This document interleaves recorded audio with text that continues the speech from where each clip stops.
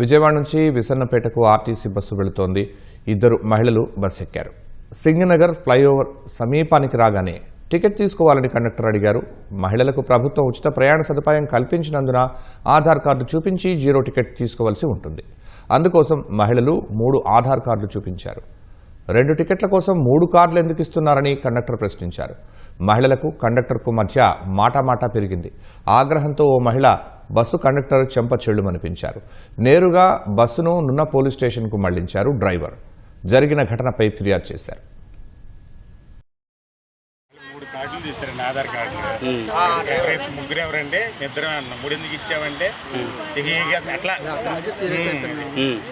అలా అయ్యేసరికి ఇద్దరుంటే 3 ఎందుకు కార్డులు ఇస్తారమ్మా, ఏమంటే నన్ను ఏమంటావని కొట్టి కబల్ చెప్పు తీసి కొట్టపోయిందండి. దెబ్బేసి మళ్ళీ చెప్పు తీయిపోయింది. పక్కన లాక్కుంది. ఇక ఇక్కడ స్టేషన్ తీసుకొచ్చి కేసు పెట్టారు. పాప స్కూల్లో ఉంది. మా 2 సార్ అంటే ఏంటి నువ్వు 3 ఇచ్చావేంటి ఏంటి అనేసరికి నీకు కొట్టాను సార్. కొట్టలేదు ఏమి అంటాను తప్ప సార్. నన్ను ఎందుకన్నా ఏమైనా పెళ్ళా అన్నా నీ మొగుడికి నువ్వు అన్నం పెడుతున్నావో లేదో, నీ మొగుడు నీకు ఎదుగుతున్నాడో లేదో, ఈ మాటలన్నీ ఎందుకు సార్ నా మొగుడు జోలి.